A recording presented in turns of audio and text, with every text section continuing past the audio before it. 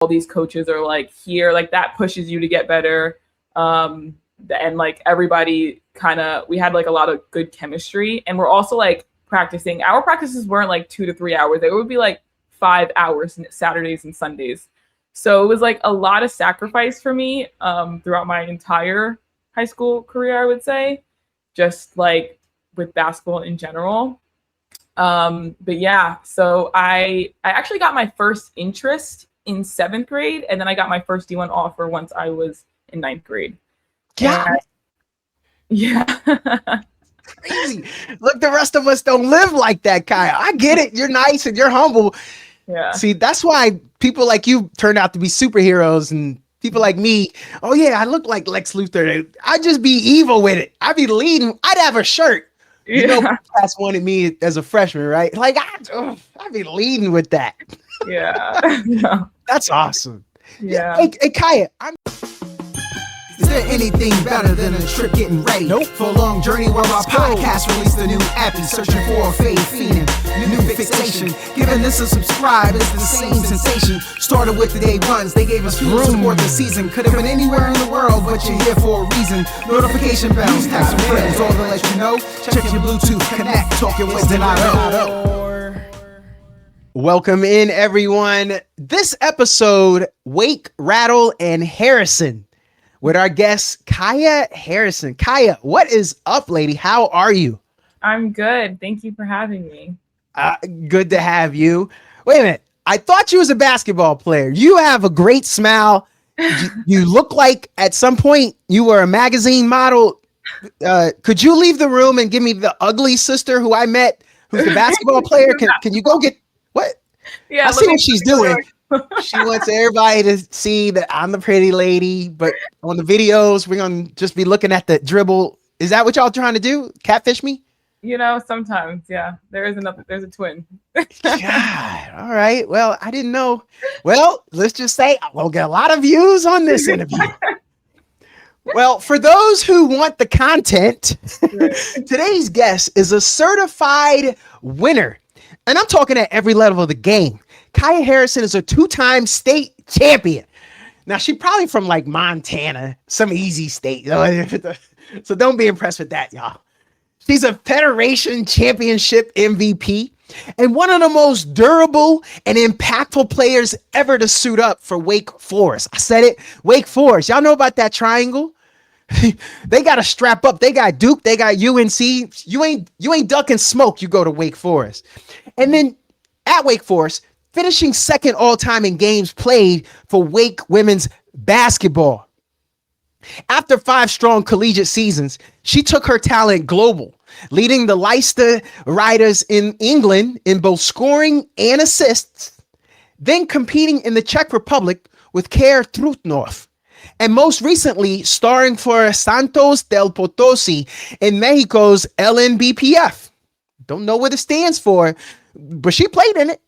Look, she's tough. I know what she looks like, but trust me, she's tough. She's experienced. She's battle-tested, and she's built a career that spans continents. Some of y'all can't even spell that. Continents. Today, we're diving into her journey, her mindset. Wait, let me slow down because a couple people tried to spell continent. Let me slow down for them. Continent, sound it out. Continent. Okay.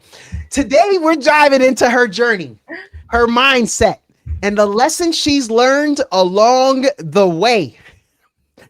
Kaia, we about to get this thing popping. You want to tap out now? You want to get off the pod now? No, I'm good. Let's go. Dang, man. He got at me in the DMs. I thought this was going to be a Meek and Mal pod, but let me go get some coffee for this boy. Kaia, I want to start with your basketball journey and early development. Mm-hmm. When did basketball first become something you wanted to pursue seriously? So I started playing basketball and soccer at the same time when I was about like 5 years old. And honestly, like growing up, I was doing both. I was having a lot of fun with both. And I would say it got to about like, I'd probably say once I was like 10, I was still playing soccer, but like I knew that like basketball was like my main sport. I would start taking it seriously. I would like go outside and shoot with my dad. And then once I got to middle school, because my two older sisters played basketball on the varsity team.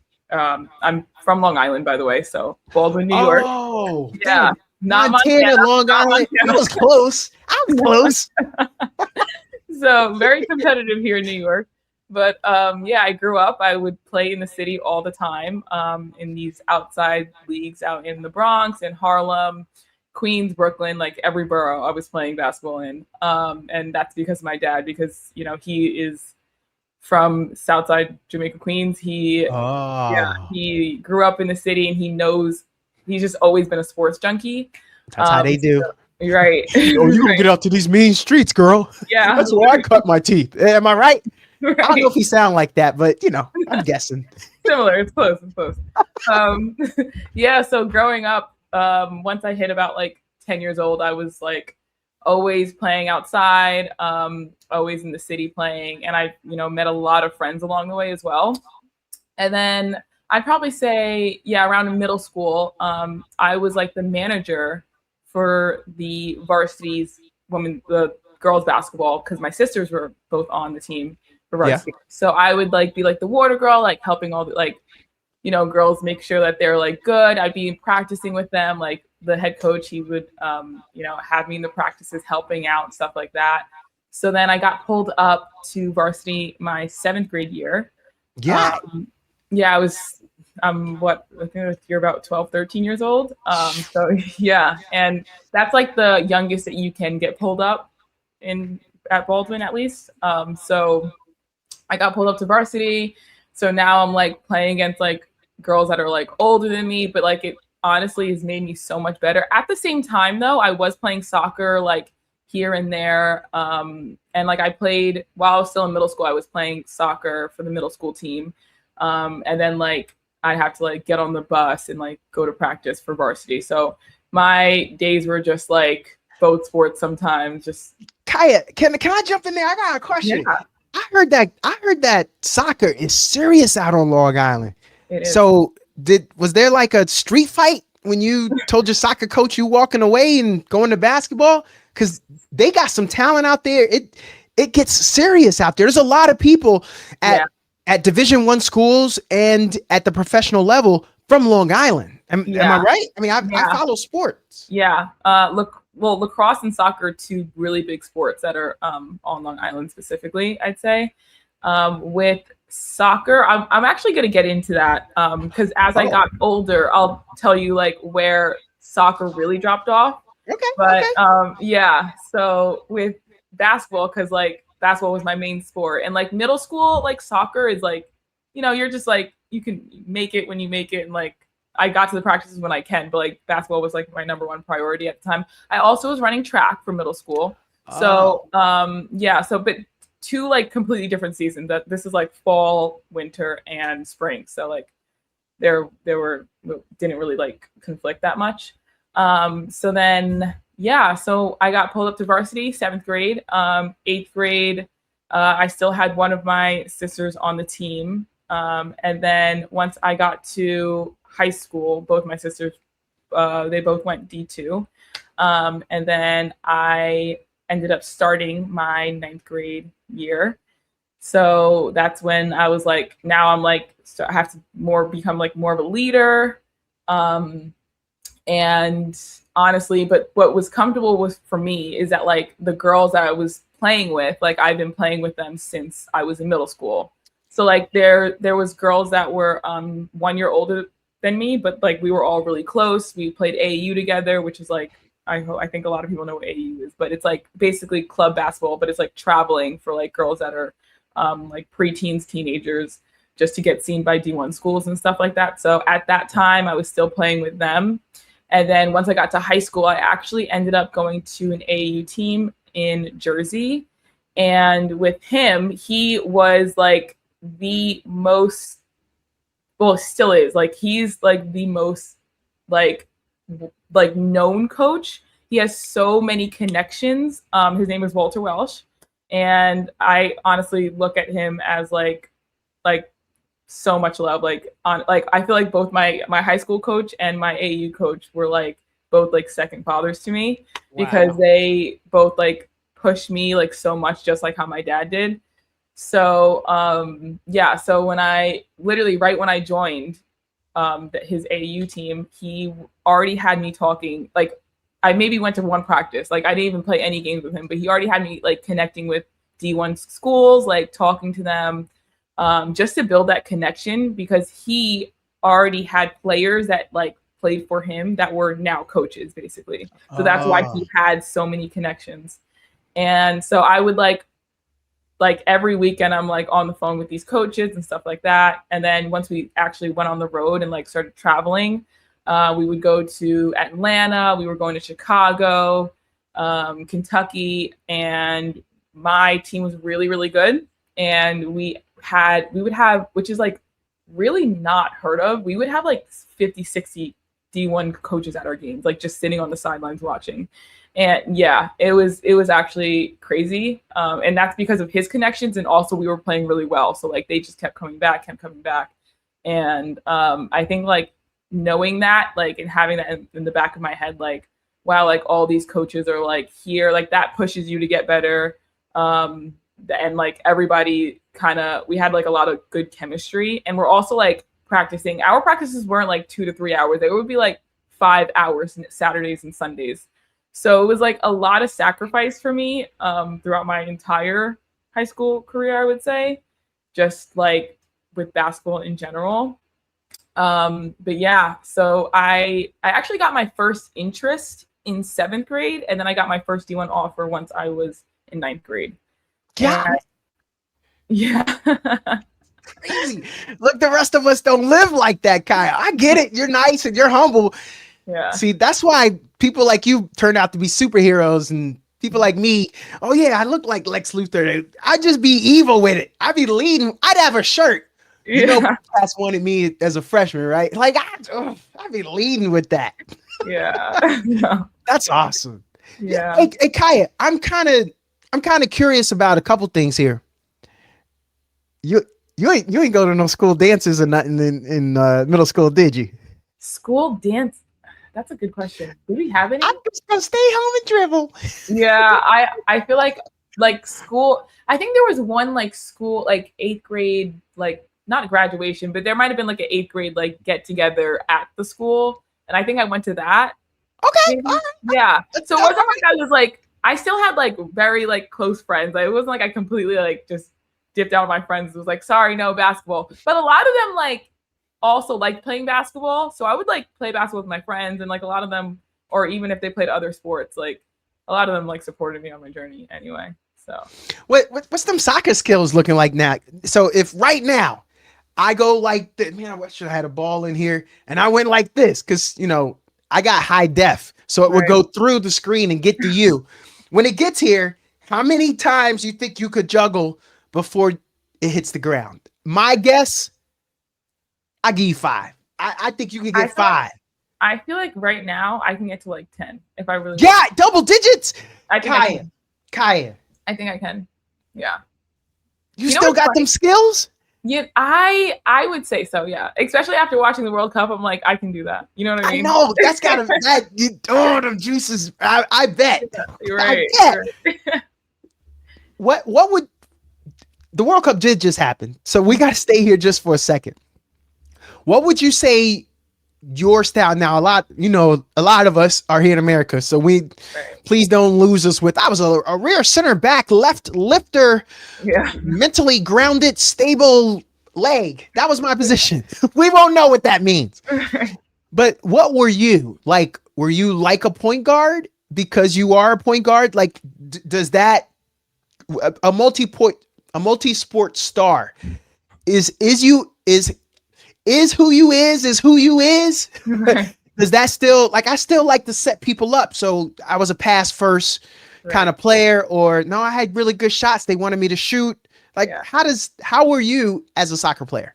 So I actually, when I was younger, I was a forward, and I was really good at forward because I'm like really fast. I'm just like a fast player. And then as I got older, so like middle school to I'd say even in like high school, I was like midfielder. I'd probably say like left mid or right mid, right winger, if that's is that like simple words. Yeah. So then this is when we in it the got UK, y'all. She's saying winger, and I bet she says pitch too. I bet she says pitch in a second. She doesn't say soccer field. She's like, yeah, when I'm on the pitch. pitch. Dang, I thought I muted myself. Oh no, I can. I'm messing up. No, I don't think so. But but I will say this is where it got like interesting. So because this is when I like around my 10th grade year was when I was like really like getting a lot of Division 1 offers and stuff. And so because of that, and I knew that I wanted to commit early, like at least to like go to like college. And because of that, I took off my junior year. So let's go to soccer now. I got pulled up to soccer 9th grade to varsity. Okay. And then I was playing like midfield, left wing, right wing type of thing. And then I took off my junior year, and my coach, that's when he was not happy about it. Because he was very much like, we would really, we can really use you. And the girls that were like one year older than me, I was really close with them too. And like, because we've been playing for like it's been like 2 to 3 years now, like everybody was like, oh, like we'd be able to like mesh for their last year. And I felt really bad making that decision. I know that's tough. I wouldn't have. I think we all learned something right there, and I think we feel bad for you. I could see where you were going. This is bad. Yeah. And for a 16-year-old to have to, wow. Yeah. So it was definitely a hard decision to make, because I'm like, I cannot get hurt. Like I genuinely cannot get hurt. Like basketball is my number one priority right now. So I had to like, for me to decide like to take off the whole season, it was definitely even like an argument between my parents, where they're like, my mom was like, absolutely not, you are not playing soccer. And my dad was like, well, like, what if we can do this? He's like trying to like, but this and that. And so it was definitely a lot of back and forth. I even had like some of my teammates, like soccer teammates, texting me like Kaia, like, we really would love if you could play for our last year. And like, I felt so bad. So it definitely was a hard decision for me to make. You didn't change your phone number? No. Oh, so you just kept getting those texts. Yeah. Because they won't get in the hint. I know. But yeah, I had to. And I mean, I did go back my senior year once I committed to Wake, because I committed to Wake Forest University my junior year. I played for my last year. And that year I played defense, because I was another reason why, because I was like, I can't get hurt. So I felt like defense was more of a less like likely to get hurt, because you don't have to like go back and forth as much. Yeah. And they had me as like the stopper basically. So I honestly, for soccer, which I feel like this definitely translates for like basketball as well, like just like footwork wise. Oh, but yeah. I was boxing out in set pieces. Oh, see, look, I just did it. Oh, I messed up. Okay, people. Yeah. When there's going to be that corner kick or penalty kick, that's called a set piece. And if someone is over on a corner and they want to try to bend it like Beckham, possibly, if they want to bend it from the corner and make it in that set piece, you take a player like Kaia, who has basketball knowledge. She's going to box people out. So when the ball is coming in this way, she's got people sealed. She can jump. She can give a header. Maybe a bicycle, because she all athletic. She did track and all that too. So she probably doing bicycle kicks. But how did I do? That was pretty good. That was a good like intertwine of everything. Good job. But I will say, like you said, there were a lot of like good players on Long Island. So I was going up against girls that were like going to Duke, like forwards that were going to Duke, Stanford, things like that. And like I'm defending them and stuff, which I would honestly like do a really, really good job against them. And like my soccer coach was like, you should honestly try and play soccer at Wake Forest as well. Like you should try to just do both, which would be a lot. And even my mom was actually for that. She was like, that's actually not a bad idea. But I kind of just stuck with basketball. Oh, no, I understand. That's tough. I'll go down in history saying that Deion Sanders is the greatest athlete of all time. Mm-hmm. He ran track and played in a baseball game in the same day. Broke records that same day. Helped Florida State qualify for the playoffs. Like that's just how much. And I'm just talking track and baseball. We didn't even talk football. Right. And he was a great basketball player too. Back in my day, Kaia, we used to have this thing called Rock and Jock, where you would take like celebrities and then they would come do sporting things. So they'd have like a dunk contest, but they'd have like Michael Irvin and Deion Sanders and maybe like Ken Griffey Jr. and Barry Bonds. And that was a great, y'all got YouTube nowadays. Y'all go look this up. Yeah. But yeah, Deion used the sky like he's an athlete. So I know it's hard. I know it's hard. And then Kaia, sometimes sounds like you had nice coaches, but sometimes these coaches be in their feelings and it's always just about them. And look, I understand they don't want a player to get hurt, but sometimes they make it hard for people to play two sports at the same time too. Definitely. 100%. Yeah. It would have definitely been very hard. What part of your game changed the most between high school and college? That is a good question. I honestly feel like from going from high school, I would say that I was doing a lot of because I feel like my junior year specifically, I was playing with a lot of really good players. Like I'm pretty sure that whole starting five, we all went D1. Yeah. So yeah, my junior year, we were really, really good. And that's why we won federations and things like that. And I can get into that as well. But yeah, y'all were the Queens of Montana. Montana? Absolutely not. But it's fine. It's fine.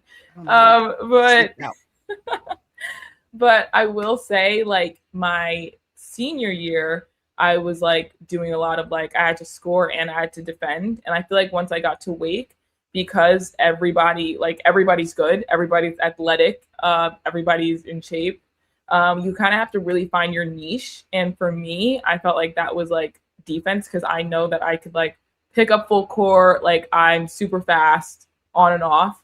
So I was picking up people full court. I love that. I was super competitive defensively. And even though I had to, because when you're really competitive with defense, especially in the ACC, I think the rules have you can get into foul trouble, which that happened to me often, especially that first transitioning into there. Yeah. But yeah, it definitely, I feel like going into it and learning a lot from the older girls, I had to learn how to become a leader more. I had to learn better basketball IQ and knowing where everybody is and right pass, right time, not just, you know what I mean? And also I'm getting picked up now full court too. So you have to be in the best shape of your life. So definitely a lot of learning lessons going into it. I would say that I definitely niched down more on my role going into Wake Forest. Yeah. I'd probably say that was the biggest transition wise. Yeah. Yeah. How did winning not one, but 2 state championships shape your mentality as a competitor? Oh my goodness. So I would say that it has honestly changed my entire life, with just knowing that any team I'm a part of, we're trying to be the best of the best. And I think that's what my high school coach, his name is Tom Canapano, but he really instilled that in all of us, is being super competitive, and it's starting on the defensive end. He was such a, we would press people out of the gym with our 2-2-1 press. Oof. And yeah, and we were flying everywhere, and we would just and then our chemistry on offense was just unstoppable. So honestly, I feel getting that first New York State championship, especially as a public school out on Long Island. Like nobody expected that from us. So like being those like that underdog was really like, it was definitely like such a game changer just for my mentality and like everybody else's, because we wanted that second one. And then and like knowing that all these girls are like, you know, some girls are going to UConn and these girls are going here and there, and like we would go out there knowing that we're a public school and still going after them, just as if, you know what I mean. And he had the best halftime speeches, like before pregame and halftime speeches. He had like, I don't think I've ever heard somebody talk better than him. He would motivate us, like he would pump us up like all the way. So like that definitely fueled us to like get ready for all these games. Yo, Kaia, you gonna help me get coach on the pie? I think he would love to. I want to talk to this dude. Yeah, I want to talk to this man. I want to talk to this man. He's still going. He's still there, and he's been there since my older sister, who's now 30. She's turning 32 this year. So like, no, you got me hype. I'm while you were talking, I'm ready to text my wife and be like, "Yo, mama, we moving to Long Island. we going to where coach is at. Shoot." Yeah. Honestly, this is a great. See, I'm a genius for getting you on this pod. This is so exciting. Yeah. Like we didn't even. Anyway, I don't even think we're gonna get this all in an hour, Kaia. Like I got stressed right now. I'm enjoying this. This is cool. Yeah. Okay, let me back up. Okay, something else you said there, I think we all need to dive in on one more time. When it's time to work hard, it is important that you have a good coach and good teammates, though, because that helps the journey. It sounds like you had a good AAU coach and this coach that was on the island. And it sounds like a couple of your basketball teammates sound like they were good people too. Yeah. Because, you know, y'all Long Island people, man, y'all out there. Yeah. Y'all wilding on the island. I mean, don't start that, because everybody else like, really? I've never heard of that. Nah, people. Mariah Carey from out that way. We have Adam Sandler's from here too, I think. Yeah. Yo, he's from I didn't know that. Oh, okay. See, or he lives out here, something like that. But that's cool. Yeah. Hey, I'm sure. Pull up to a local court in Long Island, y'all will find out real quick, because I know he'd still be doing that. Right. That's cool. So that helped your journey, because this is a hard journey. You did make it sound hard. You're working hard. We know you're working hard, but you had good people along the way that helps. Absolutely. And I think I would definitely say like my dad was like my biggest supporter, and my like the person that probably, you know, like wanted me to win the most, but also like was just so like hard on me at the same time, because he knew my potential. So it's like it was like somebody that supported me. And I think like as I got older, we definitely like, you know, growing up, we got into arguments, and like it was a lot. Or sometimes like even after bad games, because, you know, I had awesome games, and then I had games where I like literally I'm just there, you know what I mean?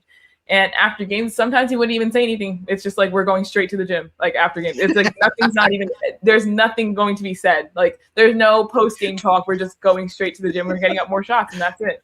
There's nothing else. Yeah. Can I go ahead and get the headline? Is your dad Joe Jackson? Come on, give me the headline.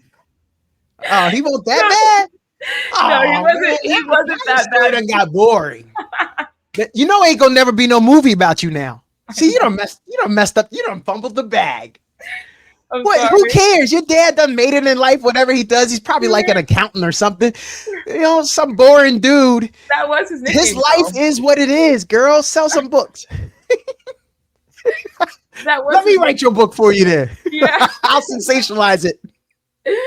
Get the public out. No, but yeah, that's cool. I like that you came back and you realized what he poured into you. Oh, absolutely. And the attention that he. I like that. I like that. Yeah, and even like and there was times where if even if I like had a good game, but we lost to somebody we weren't supposed to lose to. Yeah. I think he actually brought the story up the other day and we were like laughing about it. But I think I was like 11 or 12 and not maybe 10 or 11. And it was like a championship for PAL, which is like a little like kids league. Mm-hmm. And I actually played pretty well. I think I had like 17 points, but like we lost the championship to like a few of my friends.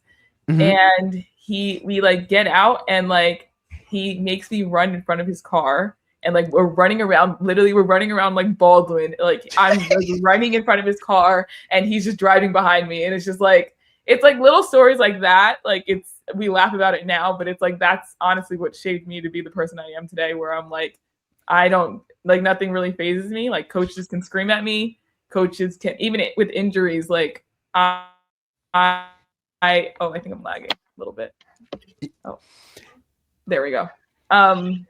But yeah, coaches can scream at me. I can get injured or something. And like, even through injuries, like it's about like fighting through the pain and just getting through it and bouncing back, honestly. Yeah. He gave you perspective. I tell my kids that all the time. I tell anyone, you got to have perspective. Perspective allows you to improve in life. It allows you to understand life. It allows you to go through life because you got to know, man, somebody got it worse than you.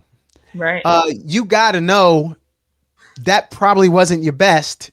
And now you could go back and say, all right, did I have a bad practice week? Oh, I did skip a couple things because I'm out here going to middle school dances instead of working on the dribble. Oh, what you said? You went to your 8th grade thing? You shouldn't have gone, Kaia. Oh, I sound like Papa Harrison for a second there. Do I?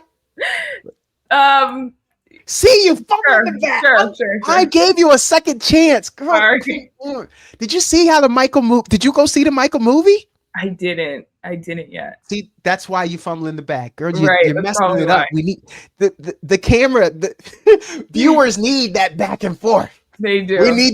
We need that father figure. The mean. You need the good and the bad, right? Yeah, but no, that's Kaia. This is the kind of stuff I think we all need to. I want kids to see this. I want parents to see this because I think I coach a lot of youth sports and a lot of parents. I say this all the time. Yo, I cannot get your kid better when I see them for 1 hour twice a week. Right. When there are 7 days times 24 hours, I won't embarrass myself with that math. But you gonna give me 2? Right. Can you invest in a silent ball? And while your kid is looking at TV, can they just dribble the silent ball in the front room? Right. People, that's the secret sauce. I do that with my kids right now. Like, I mean, can you give me something? Yeah. I'm giving you homework. Can you have your kid do the homework at least and then bring them back? Because a lot of parents are checked out. Oh, I'm checking the block. I got him enrolled in basketball. He'll get good. Nah, you got to do more. So I like that your dad put that time in, and then maybe not at the time, but now you see it helps. Oh, 100%. And I want other parents to know, please take some time with your kids, please. 100%. It's we're Americans. It's the age-old adage. Take your kid out and throw a ball around with them. Yep. Take your time. And your dad had a job being an accountant, counting bird seed all day, and then he probably came home and still work with you on that left-hand dribble. You ain't a lefty, are you? No, I am a righty. See, I complimented you right there. See, I got to ask you because you're so smooth with both. She don't even see when a compliment coming. She don't even know when it coming. Yeah, I wasn't even thinking about that. But being ambidextrous is important in basketball. You do yes, ma'am. To go with both hands. Yeah. Yes, ma'am. I'm with my right though. That's what I meant. Oh. Yeah. You know, so I have never said the words to my kids which hand is better. When we walk the dog, they bring a basketball with them and they got dribble with one hand going out and one hand on the way back, unless they're dribbling 2 balls. And then we dribble 2 balls the entire way while we walk the dog, and then two balls on the way back.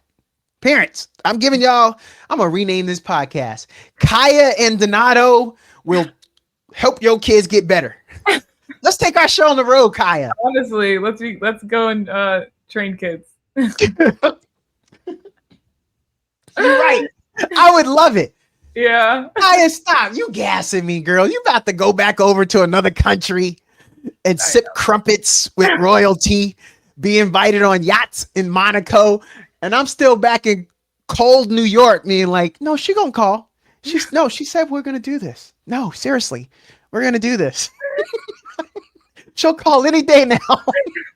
No, we will. We will actually. I got the t-shirts made. She'll come. No, she's coming back. I got the t-shirts. K and D. I even put the K first. Oh my goodness. All kids at our camp, we give them a free pair of KD. Yo, did I just? You did. I just came up with something. You did. That was clever. All the kids get KDs. God. That was clever. Kaia, I like your energy. You helping me. This is a lot of fun for me. What did earning Federation Championship MVP? See, she all humble. She didn't tell y'all about that, but I'm on it. What did earning Federation Championship MVP? Yes. So with the Federation Championship MVP, that was definitely the highlight. I think for me, because I sacrificed so much into basketball, but I never really I feel like I was always like a team player that I didn't really care about accolades.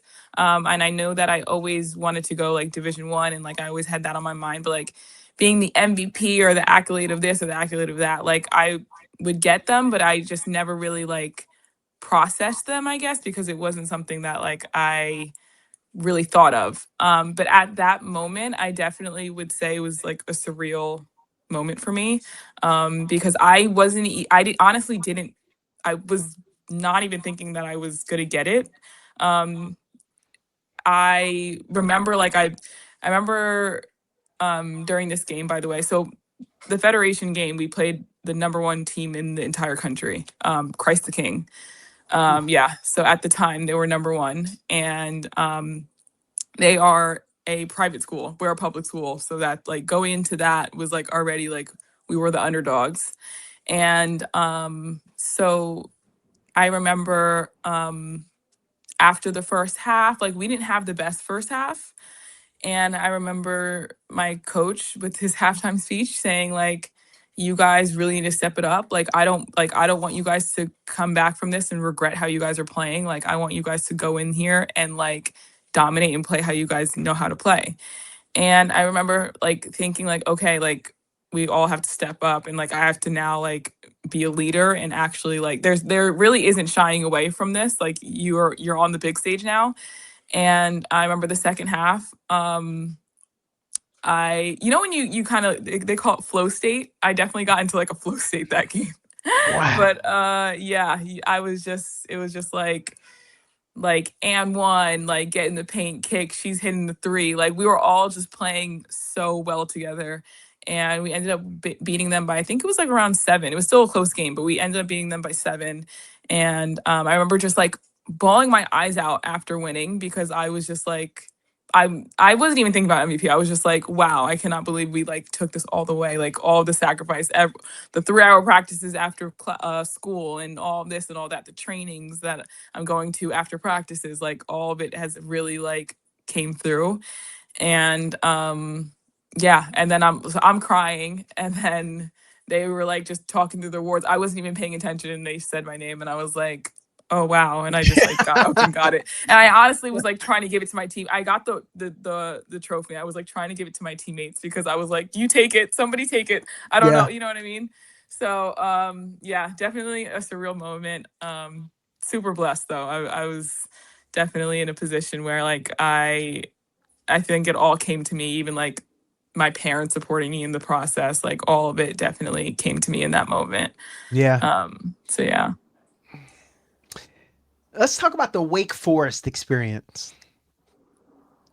Everybody wants to make it to D1, but we don't all get there. Yeah. So bear with us, because I know you spent your time there, but walk us through it, if you will. What does it mean to you to be second all time in games played at Wake Forest? Yeah. So I feel like with that specifically, like how I said earlier with getting my niche down of like what I do best. I think that's what always got me on the court, because you're always going to need defense. Like no matter what, you can play, like offense is not something you can control at the end of the day. Like you can put in as many reps in and you can work your butt off, but at the end of the day, like you're gonna have good games, you're gonna have bad games with that, and it is what it is. But I knew that defense and like working hard and like controlling what I can control is was what's gonna get me on the court, and that is like what I was always passionate about, was defense. And that's why I tell kids today, like, find your niche. If you're a good rebounder, be that good rebounder. If you are a good defender, pick up 94 feet.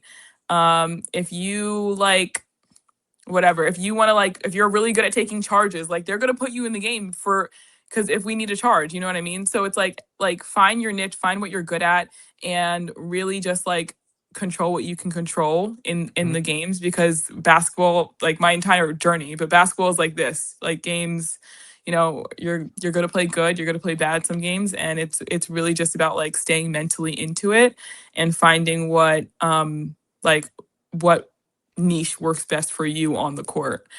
So yeah, I think that that was definitely, that's another thing I wasn't expecting, but it was me and like one of my teammates. Actually, my other teammate was like first, I was second. I also got into I got into like so many injuries throughout my Wake Forest career. Oh, Yeah, I sprained my ankle. I think I sprained and fractured my ankle my freshman year. My sophomore year, I sprained and I broke my nose pretty bad. It was like really bad. It was like completely on, and this was in practice. Yeah, like it was like boom. Yeah. It was by a practice player, by the way, which is hilarious. He felt so bad, but like I like again, like I said again, like all like injuries is something that, because I've always been mentally tough, like I kind of just fought through them. So I just put a mask on my face. I like got a procedure to fix it. So I was like, we got to fix that, and then put a mask on my face, and I kept playing. Um, but yeah, like even through all of those, like I was still trying to like get back on the court as soon as possible, even with all through all those injuries and little knickknacks that happened throughout my career at Wake. But yeah, being on the court and like helping my team out was like most important to me, definitely at the end of the day. how did your role evolve over those 5 years at Wake? Yeah, I feel like when I first got there, there was already, because like I always been short, so like I always been a point guard, like not even really on the wing that much, but I always been like that floor general, like always kept my composure, never like got too high, never got too low. And when I got there, there was a point guard there who was like, older than me, and she was like really really good. And I learned a lot from her, like just from us like competing in practice and like her being a leader on the team. So I think like once she left and I had to like step into that role, I definitely had to be more of like a leader, be more vocal, because I feel like I was always just like somebody that was like a floor general, and like did the right thing, but like always like now I had to like really step out of my comfort zone. So definitely as I got older to like my junior to grad year, I would say between those years was when I was definitely stepping into the role of being more of like a leader, more of a floor general, Yeah. like making the right plays for myself and my teammates, while still defending. Like I'm gonna have to score. I'm gonna also have to make plays, and then I'm also have to play defense. So I'm gonna have to do, you know, everything. And I would get if the games go good, like I'd get praise for it. If not, then I would get the blame for it. So it's really just like that's that point guard thing that you just kind of have to like stick with it. But it is what it is, you know. No, you're right. It's always the point guard's fault. My bad. Yeah. I sent something beautiful with them laces. You got that print right next to you. It hit you in your hands, and then you missed the shot. That was all my fault. Right. Right. So you are a friendly point guard. I see. I'm not. Definitely. I'm not. And I hit you in the hands. Like that's. How many times have you wanted to say, you're the nice one, but that's what we say. That bounce pass was in the pocket. I don't know what you're talking about. Right. I led you. Oh, I led you too much. Why don't you run faster off the screen? Sorry, PTSD. I spent a lot of time on the court. Yeah, I understand. Did I take you back to a couple of those? You did, definitely. I always want to blame me. You the slowest thing. Okay. All right. I'm gonna get off of it. I'm gonna get off. No, I'm not. Yo, Kaia. All right. So when we gotta run wind sprints, when we gotta do suicides, point guard always has to hustle to be the first, right? Yes, we do.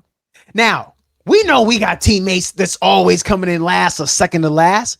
So how that person ever gonna come out their mouth and be like, oh, you threw it too far in front of me? How about you done been too slow for everything your whole life?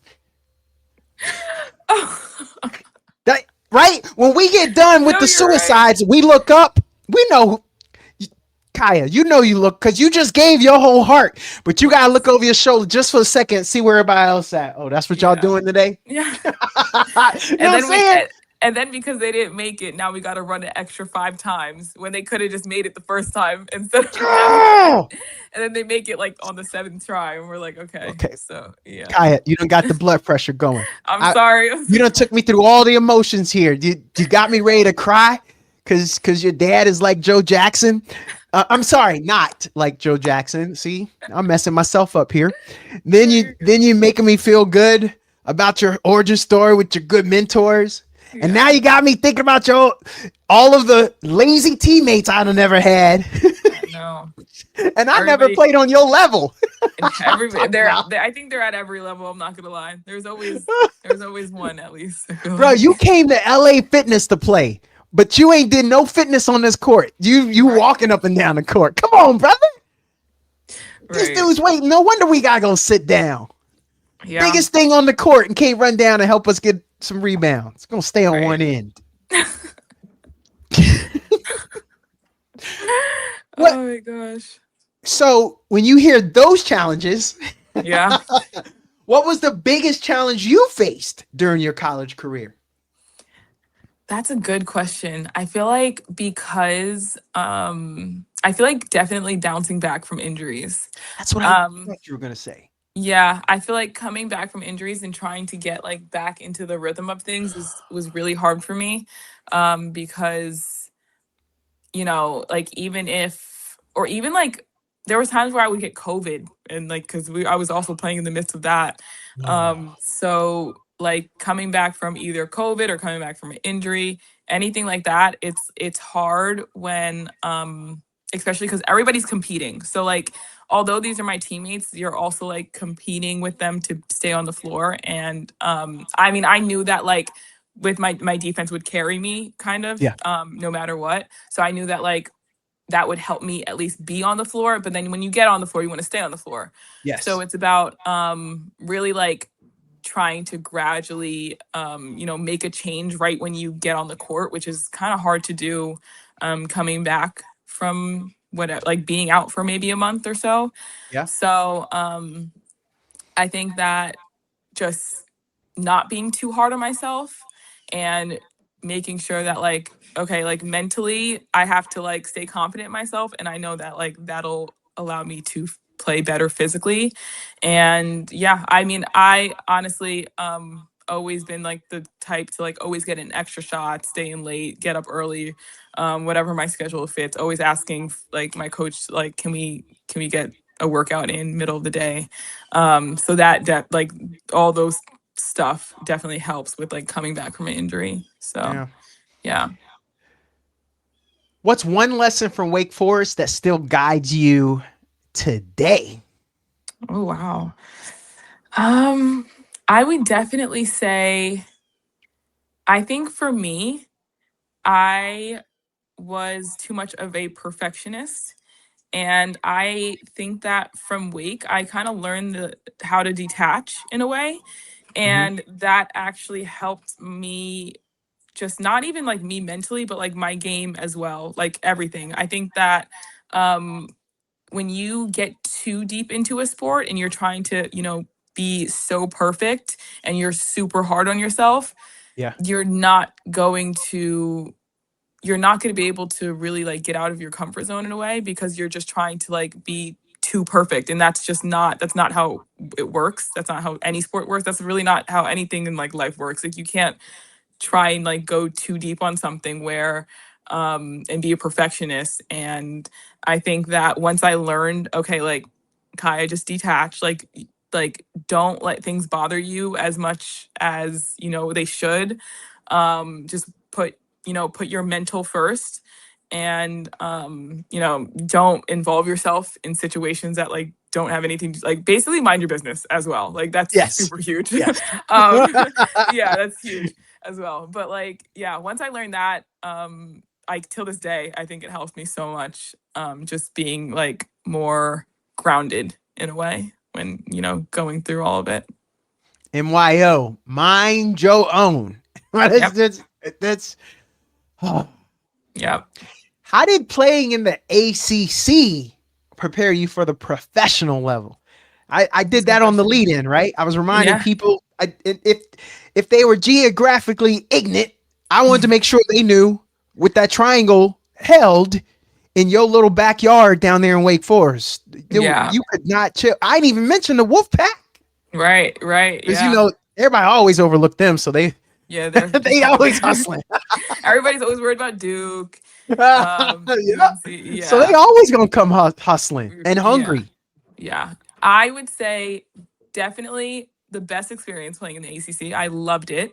I think that going from just playing the best of the best, knowing that you're playing the best of the best, knowing that you're playing girls that like are more athletic than you, like they're more known. Some girls are like, have all these followers on Instagram, and like it's at the end of the day, like we go in and we know it's going to be a dogfight no matter what, no matter who we're playing, and like just not really caring about like politics, where they are and where they were ranked. Like none of that really matters, because at the end of the day, we're going to give it our best. And so like playing against Duke, the UNCs, the Florida States, all of that, girls that were like number one in, not the Seminoles. I thought you looked away. My bad. Thought I could sneak it in. That was very disrespectful. But that's what we had to get used to, like playing at those away arenas. That allows you to be built in a way that like nobody else has experienced. So like they're chanting your name, they're chanting this and that while you're on the free throw line. They could be like booing you while you're walking off. Like there's so many things that they do to get in your head. So definitely like staying level-headed is something that I've learned. Staying composed in situations, not getting too high, not getting too low during games, because the game of basketball is definitely very like up and down. And like playing the best of the best, I think that just allowed me to grow my game even more. Like I'm guarding the best girls some girls are now in the WNBA, and some girls are like now also overseas, and like I'll see them around and I'll say hi and stuff. But it's definitely like something where you learn that like that competitiveness can like carry you through. But yeah, it's such a fun experience playing in the ACC. Definitely. I want to stay on two things there that came up. First, you got kids? No. But let me ask you some parenting advice then. Okay. Off of what you just said. About, being able to composure and keep yourself. I boo my kids. They do something bad, I'll be like, boo. That's good, right? Honestly, it's parenting I would say it's prepping them. You know what I mean? Thank you. It's prepping. You are now prepping them for when they get out there and people are booing them. They'll be like, okay, I don't care. I already get booed by my dad. You know what I mean? So like, So it's all about mental preparation so that they're not like thrown out into the wolves when they get to that state. Yeah, you're all good. But I do get compliments all the time. They play a lot of sports and people are like, man, your kid is cold. I was like, yeah, okay. But I know why. It's because we're not touchy-feely in this family. Doesn't sound like your dad was that anyway. It's called accountability. Yeah. If I throw you 3 straight bounce passes and all 3 bounce off your hands or you don't catch one, laps. You got to run laps. Right. And yeah, I should boo you. 3 in a row? What? Yeah. What are you doing? Yeah. That's what I'm saying. So that's Right. that's how we do it. But whatever. Somebody can get in the comments. You shouldn't boo your kids. Whatever. Okay. And then There's always the gentle parenting people yes, that yeah. are, I'm yeah. glad that works for them. And Right. That's those good. gentle parents, my kid always cuts that kid up anyway. So Right. and then that Right. kid's left crying. But whatever. There's a reason. There's a reason why your kids are number one and number two in the nation. So Thank you. Thank you. yeah. Here's what we do it. But Right. the other part was I guess humble brag. My cousin played in the ACC. He played at Cal his first year. And I Mhm. remember the first thing I asked him was, yo, at the end of the season, what was the craziest? What was the loudest? That's what I said. What was the loudest gym? And he said, Cameron, them crazies. So Who's the loudest in the ACC? I'll take anywhere, but I'm thinking it's going to be in the ACC. But what's the loudest?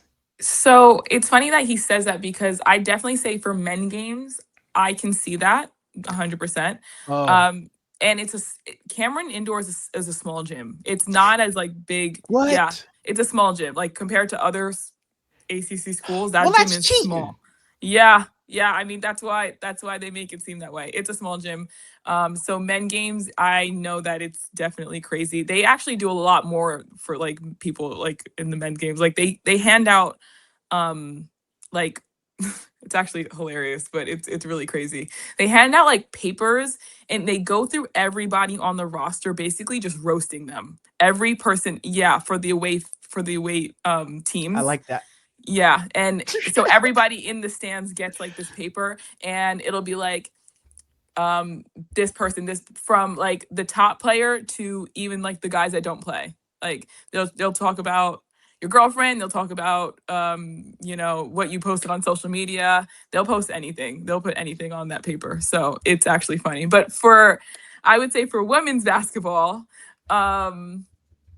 the the best gym that I've played in, I would probably, and loudest, it's hard because I would say Louisville and NC State. It's definitely tied between them, but Louisville has they have really good they have a really good like arena and their fans are pretty loud. Yeah, The the Cardinals. The yeah. Louisville. No, Louisville. Don't tell me crap. Louisville. Yeah, aren't they That wolves? Are they wolves too? no, NC State's Wolves, but they are the Cardinals, yeah. Yeah. I should know that because Lamar Jackson went to, okay. All right. Yeah. I blinked on that one. It's okay. I wouldn't have gave it to them. I know Kentucky loves. I used to live in Kentucky for a while for Mhm. work. And yes, that whole state is Yeah. crazy, but I wouldn't have known that. Okay. Yeah, women's basketball though they're very good women's basketball. So that doesn't surprise me. I know like men's they're not like as like they're up and down, but women's is like they have a really good coach on the women's basketball side. Before we get off of you at Wake Forest, and I mentioned it before, no one's ever called you point guard. I did. Let's we got that on wax. Remember I said that. If a person was, because I'm trying, I told you we had a pre-production meeting and I told you I start fires and I walk away. Yeah. So let's say into this mic right now, there was a point guard at Wake Forest named Chris Paul. There was one named Kaia Harrison. If you Google who between the two, my AI told me about one person. Glue player, leader, 5-year cornerstone, impacted the game in ways that don't show up in raw point totals. And they didn't say that. My AI ain't say that about Chris Paul. They talking about you, KH. How'd that feel? Seriously. That's actually really cool. I didn't know that. Yeah, because wow. it took me there. So I was like, who scored more points at Wake Forest? Chris Paul, Kaia Harrison. And it said, he got more points. Yeah. But that's only because he played a completely different role. It went straight to there. And it said in a different era, And then it said, and for a much shorter time. So of course he had to burn bright. They knew they weren't going to keep that man for 4 years, That but is you got to true. keep him happy. Let him do what he needs to do. Yeah, So, he has the green light. I just want you to know the AI know about you. Oh, I love that. I know it may be, I've been holding on to that for a while, but I wanted to get that in here. Yeah. So it says 2 totally different lanes, 2 totally different roles, both elite in their own way. Wow. The AI know about you, girl. That's Kaia. awesome. That's why we rock with you, Kaia. That's why we got you here. This is why I'm excited. This is cool. Yeah. I will say I did meet Chris Paul though once. I did. No. Yeah, we were it's funny, we were in the weight room and he was there working out too. Like cuz he'll just pop up sometimes. Yeah, and we got a few of us that were there like got to stay and talk to him a little bit. So it was a cool experience. Yeah. Kaia, inquiring minds want to know. You was looking at him eye to eye, ain't you? Chris Paul short, ain't he? That brother short, ain't he? He's about like 6 foot. Like he's which is for Kaia. Is he 6? That's probably debatable. It's debatable. It should but I mean respect. What a career, what a dude. Yeah. And look, yo, Chris, I hope you get to see this, and support your fellow Deacon. But you know what? You got robbed, bro. We all know you got robbed. You were supposed to go to LA. That whole thing, that wasn't your fault. Totally different career. You the man. Yeah. You the man. Kaia, what number did he wear at Wake Forest? 3. No. What number did you wear at Wake Forest? 2. See what I'm saying? Yeah. Silver medal, bronze medal. Right. He got the bronze. Yeah. You get the silver. Now Chris ain't gonna watch no more of this. I had him up until then. It's like, man, I hate this dude. Well, thanks for tuning in while I had you. Little Chris, keep watching. Let's talk your professional career and overseas life, because half of these Americans that are watching this ain't been outside of America. Yeah. What was the biggest adjustment when you first played professionally overseas? So I would actually say that coming from the ACC, going overseas was like such a smooth transition for me. I actually was like, oh, I thought that I'd have to like be a lot more on top of things, I guess. And I mean, like I am already on top of things on my own, but I feel like going into it, it was like, oh, okay. Like I'm actually, and I feel like I was so actually more in shape and like more like ahead than other people were, because when you're older and you're like, because I'm playing against the girls that are like 30 in their 30s, late 20s. I'm coming out and I'm 22 and I'm still like fresh. I'd say I'm still like have a lot of energy. A lot of these girls are kind of just like they're like coasting, I guess. They're still really good players, but they're just not as like energetic, we could say. And so, yeah, I would say that transition actually was not that tough for me. I'd probably say like getting stronger and like watching more film, like building my IQ was something like, because now it's not even just about like being a good scorer or being a good defender. It's about like making the right reads, like moving without the ball, like things that you don't really think of that much that like actually like plays into the game that are just like under like not surface level. So definitely would say it was a smooth transition for me. But like I also played in England my first year, and England is, I'd probably say, like a really good first place to go because they specifically speak English there. So it wasn't like there was a language barrier, nothing like that. The gym was nearby. I got into the gym, stuff like that. So it was good transition. Yeah.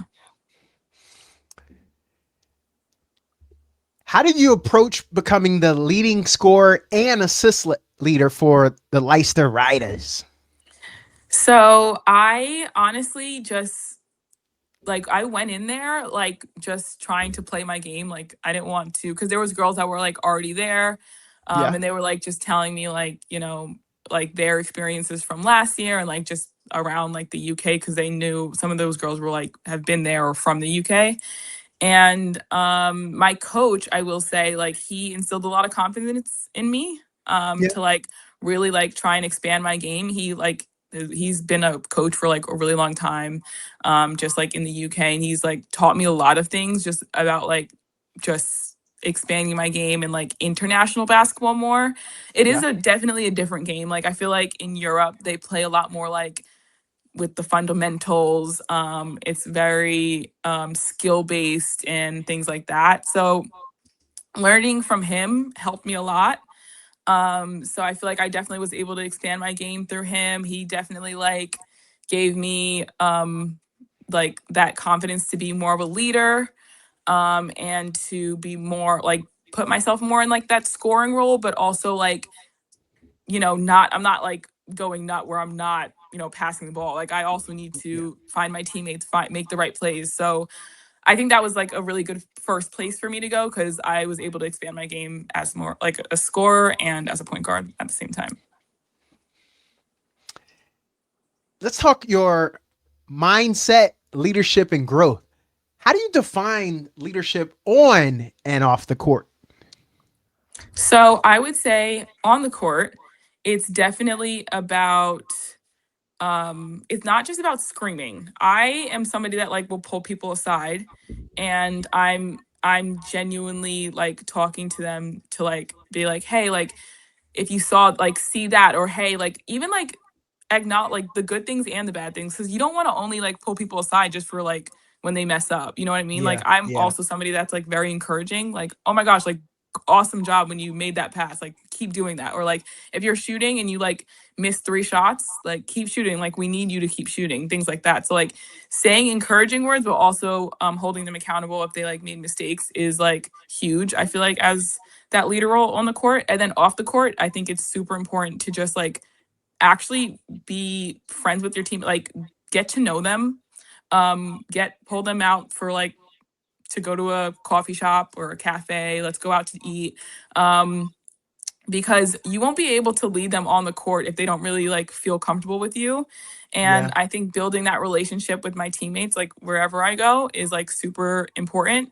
And I'm honestly naturally just like a very sociable person, very outgoing. So like even like people that like don't talk as much, like I'm gonna talk to you, like whatever type of teammate you are. So yeah, and I think that's helped me just to get to know people on and off the court, and then like being able to be that leader that like they need, and like cheering them up or encouraging them or holding them accountable, anything like that. Yeah. Life off the court. What's a hobby or interest you've picked up during your travels? So I am very into golf now. And that is because of my father. That's not really even because of like the traveling. I mean, it actually has to do with both, I will say, because in England, I was playing a lot of golf, just Oh, like going to golf ranges and stuff like that, not like actually going on the course. But yeah, as I like kept going to the golf range, I'm like me and my dad will go out to the range, we'll go onto the course, play 9 holes sometimes. And yeah, I love it. I love golf. I'm trying to like get more into it. So like I need like a better routine, probably weekly, where I can like get in, like go 2 to 3 times a week, work on my golf. yeah. But yeah, it's definitely something I picked up along the way. Yeah. I don't play enough according to my daughters. I can't get them to the driving range. Right now, all they know is, well, Top Golf. But all they know is the driving range. Mhm. Once I finally we played one hole, but I bet once I get them in a cart and we play multiple holes, Yeah, yes, they will be insufferable. I think it'll be hard for me, but they love it and I love it. So it's I fun. happy. I don't actually get to play. I'm always out there coaching them. I'm helping them with Gotcha. their swing, and I got 3 kids. The other day, Kaia, I'm at the driving range with my girls, and my Mhm. youngest, he's 4. He says, "Hey, I want to hit." Well, my mid kid was like, "Oh, I got a blister." So all those balls were left there, and I was like, oh, well, I guess I'll finish the bucket.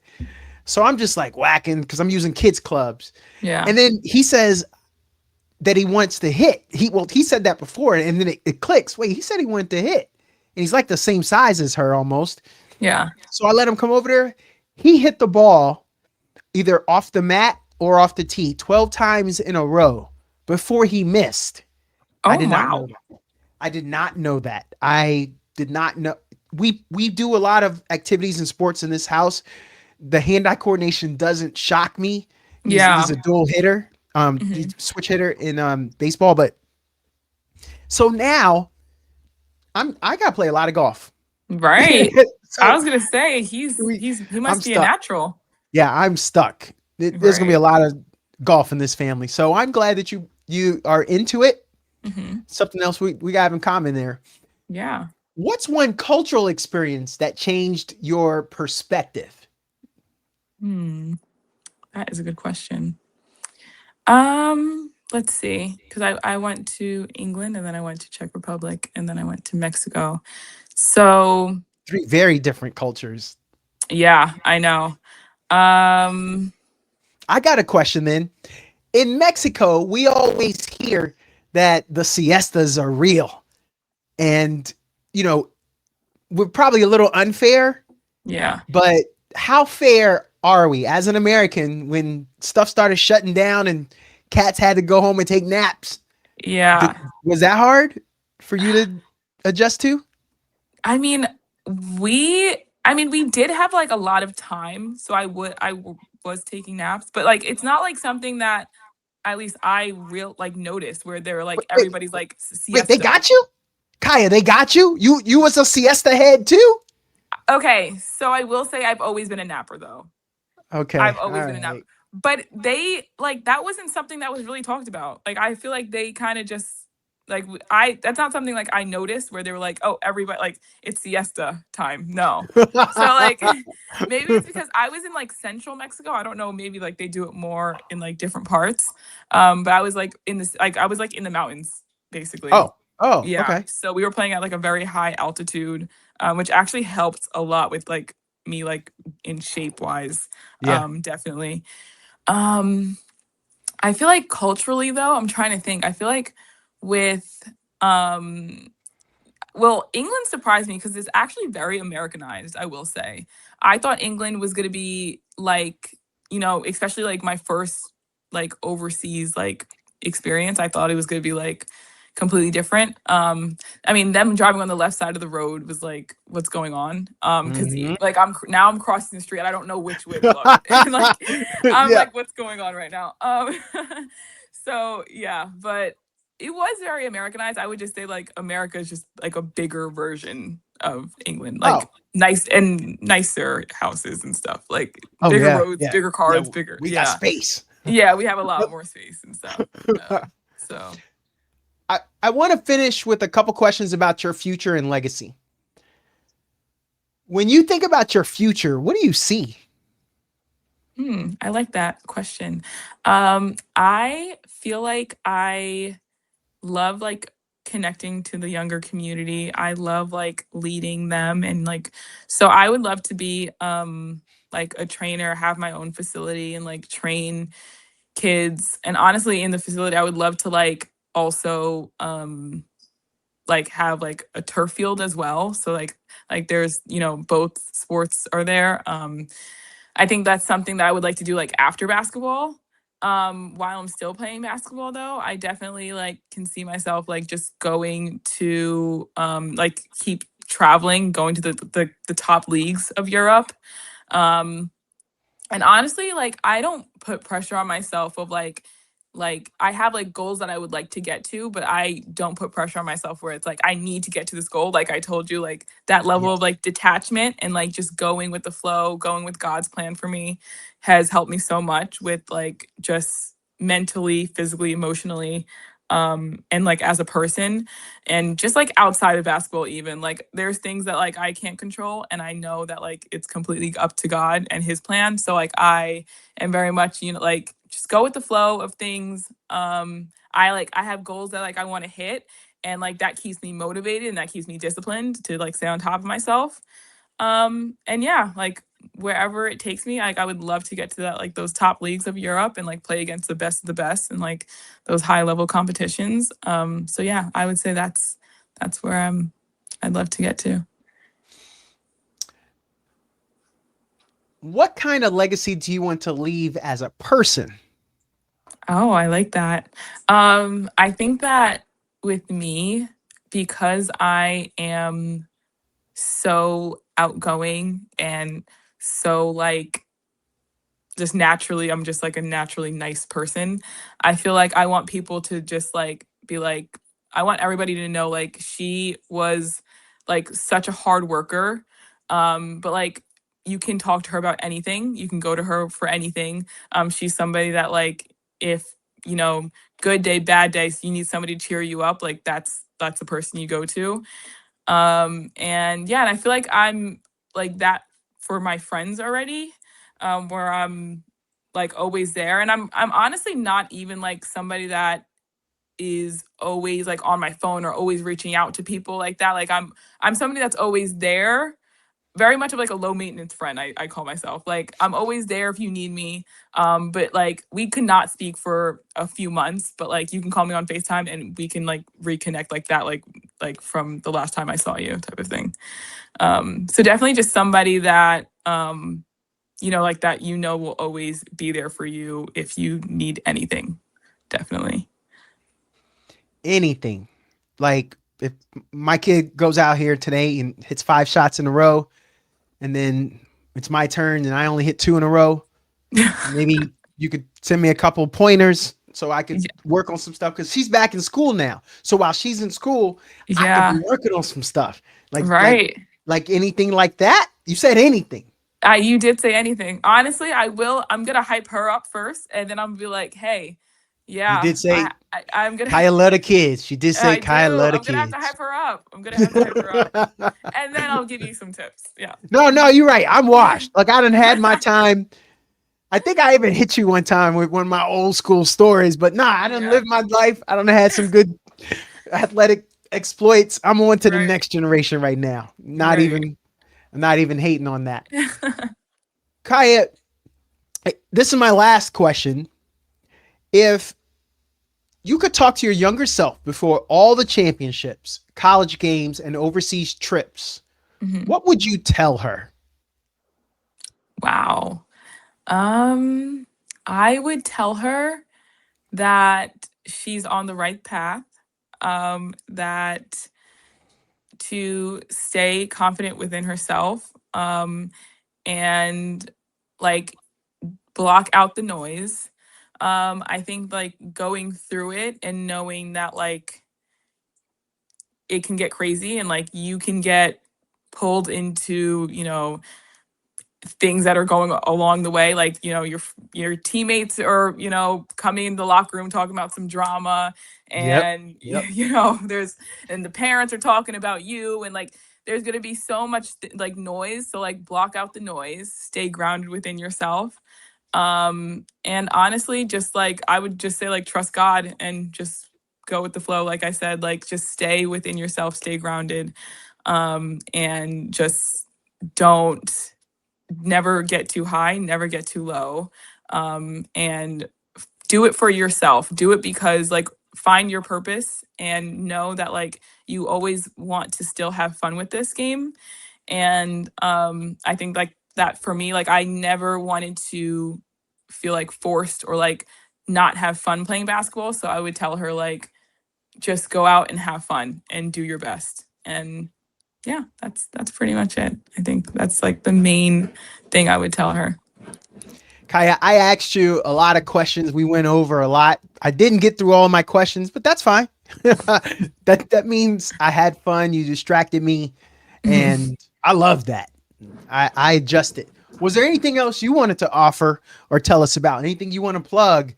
I already know I'm gonna be. It's fine. Because we're not in the same place, so it won't creep you out too much. I'll be stalking. I will be figuring out a way to find your games and watch them, because I have 2 daughters too, and I know that they would love to see them. But if there's any updates, please feel free to shoot them to us. I don't mind making a post and saying, hey guys, remember we had this lady on episode back at the start of, oh, by the way, you're my first guest of season 4. We just started season 4. Oh, and you're awesome. the first guest of the season. Yay, I'm honored. Oh my So, goodness. but yeah, I could give updates to anybody. Anything you want to plug, tell us about, any parting words? Honestly, I don't have much to say, but I will say that like anybody that's in the game or of any sport, um, just make sure that you are actually enjoying it and you're passionate about playing. And if you want to go far and like you have a dream that you're trying to get to, you can do it. Find out what your purpose is for it, and that will get you there. Like your reason why will allow you to, really get to you there like throughout that entire journey. But yeah, that's something that I would tell myself. So that's something that I would just give out to anybody. Go out, have fun, and find like your purpose of why you love playing that sport and like love doing what you do, basically. Because you were able to do it. I mean, you are that story for us. Mhm. Y'all, she didn't say that her dad gave her a Bentley in 5th grade. He said, he said, get out here and work hard and earn it yourself, girl. And Right. she did. So we see it's attainable. Kaia, we appreciate you coming on. I thank you for talking with Donato, and I want everyone listening to think about Kaia's story. It's still being written. We just caught her today. Right. We got to call her back in another 2 months because she done lost her mind and dropped 80 in the game. Then we can do it. She'll be too big time for us at that time, but we could try. I'll get in her DMs. But the chapters so far, they have shown us a player with grit, intelligence, and a willingness to chase greatness wherever the game takes her, from championships in high school to 5 years of impact at Wake Forest to leading teams overseas in England, the Czech Republic, and Mexico. She's proven that she can adapt, compete, and lead anywhere in the world. So big thanks to Kaia for pulling up today and sharing her journey. Y'all keep watching her because the next move might be her biggest one yet. Until next time, stay curious, stay locked in, and keep chasing greatness. We could be like Kaia too. I want to be like Kaia. Thanks for talking with Donato. Absolutely. Thank you for having me.